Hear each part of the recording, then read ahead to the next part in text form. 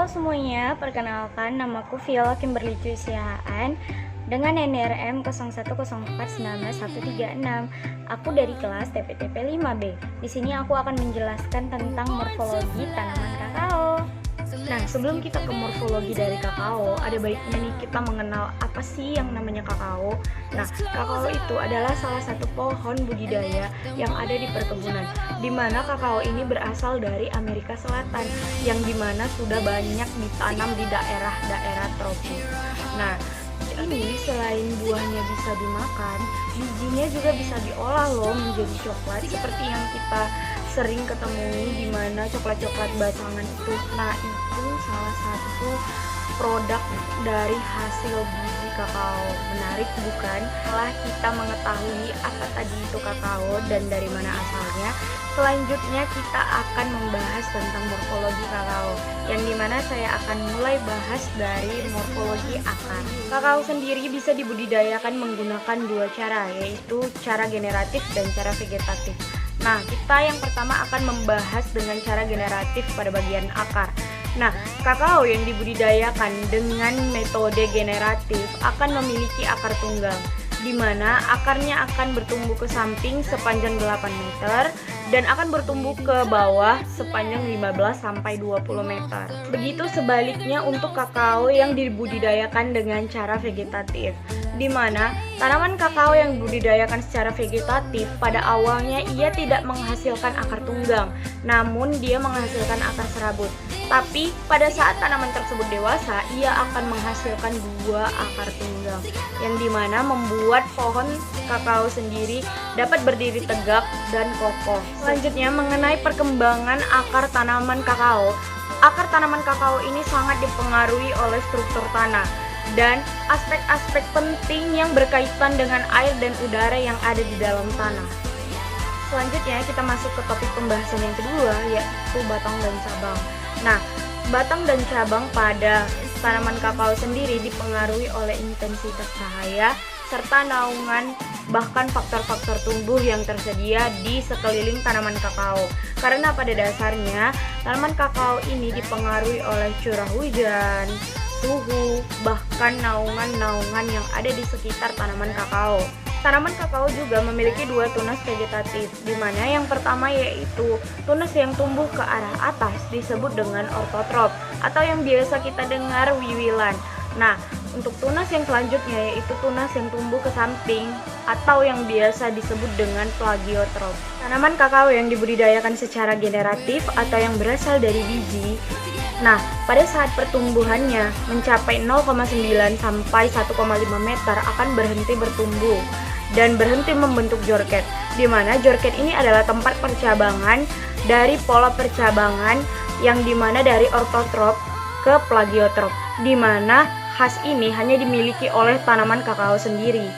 Tanaman kakao dewasa sepanjang batangnya akan ditumbuhi oleh tunas air atau wiwilan, di mana pada budidaya yang benar seharusnya tunas air atau wiwilan ini seharusnya dibuang.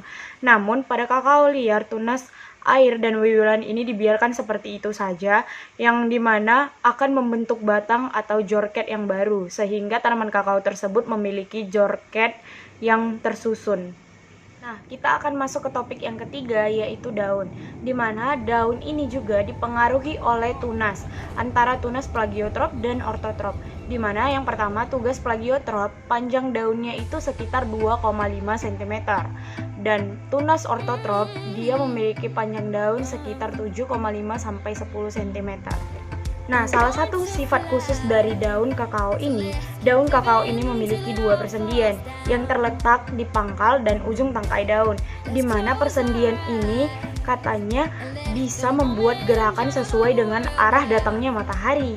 Kakao memiliki bentuk helai daun yang memanjang, ujung daun yang runcing, dan pangkal daun yang runcing. Kakao juga memiliki susunan tulang yang menyirip dan tulang daun yang menonjol ke bawah susunan helai daun.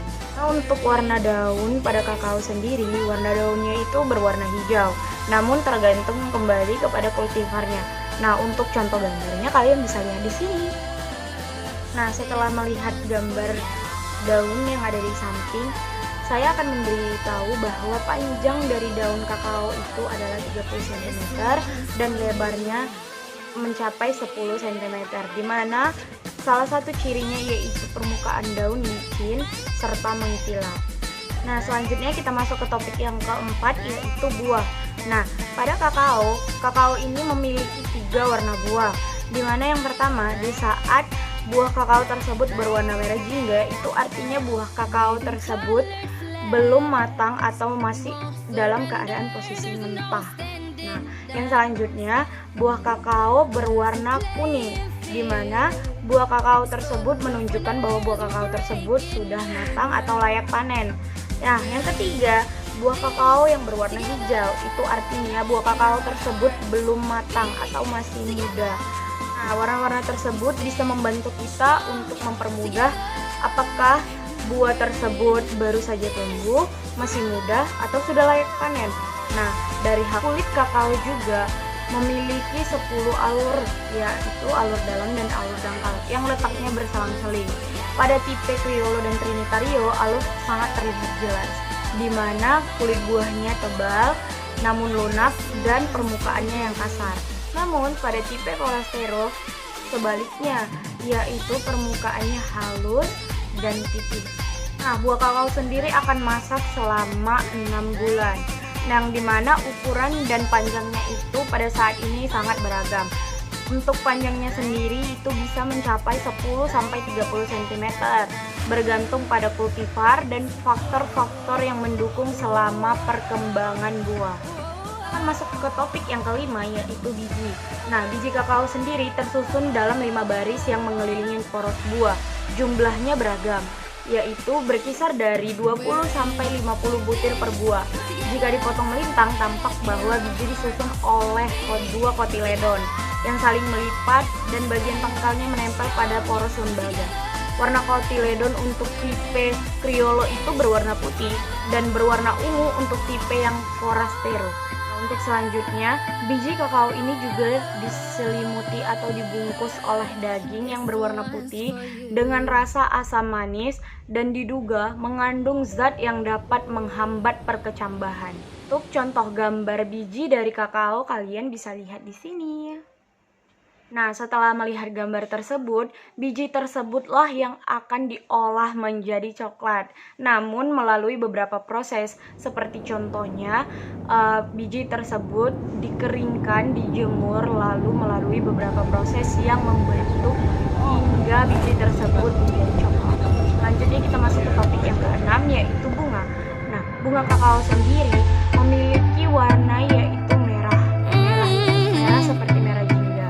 Namun bunga kakao ini juga termasuk ke dalam karena memiliki kelompok daun sebanyak 10 helai dan benang sari sebanyak 10 helai. Nah, untuk diameter bunga pada bunga kakao itu mencapai 1,5 cm, di mana tumbuhnya secara berkelompok pada bantalan bunga yang menempel pada batang buah.